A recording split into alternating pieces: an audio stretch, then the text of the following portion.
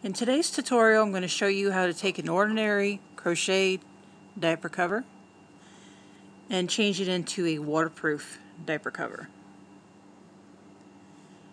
What you'll need is ruler, wool thread, of course a needle, piece of fabric, whatever design you choose, and then of course your crocheted diaper cover. Pretty fun, huh? Something easy. Hopefully it's helpful. Please subscribe to my channel and of course hit the bell so this way you're able to receive up-to-date videos.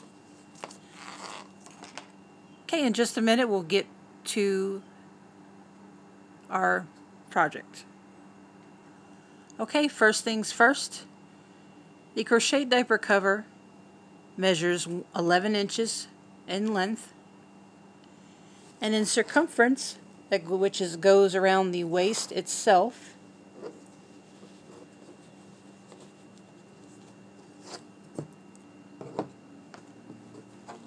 is a total of 13.5 inches. The fabric itself measures approximately 10.5 inches in length, and then in width measures 8 inches.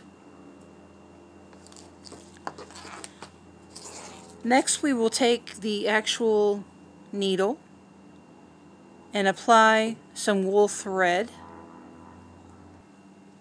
Okay, before I forget to tell you, this is the type of yarn that I used. It's Burnett Blanket Brights. It's in navy blue. It is in weight 6. And when I did that project, I used a 5mm hook. I simply did a half double crochet, a total of 20 rows.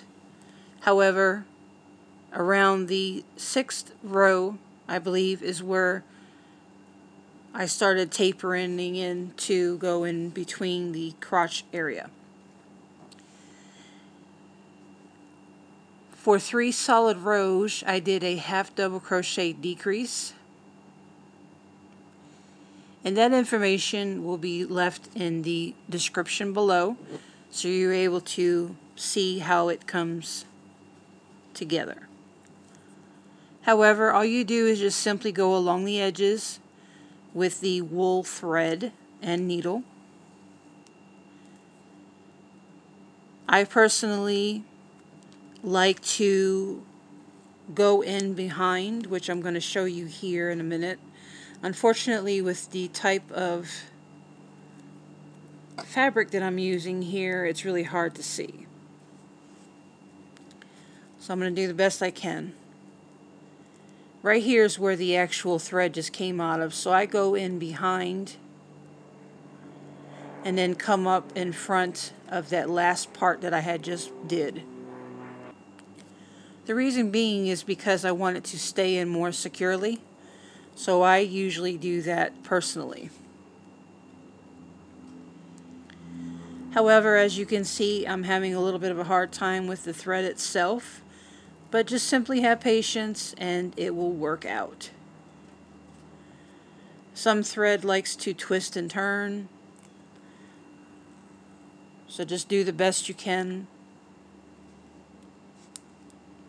Just be sure that when you do the actual threading that you come in behind the thread from the previous time that you put it through and come out the other side. See, I'm going in behind and coming up the other side. This way it helps keep it there more securely.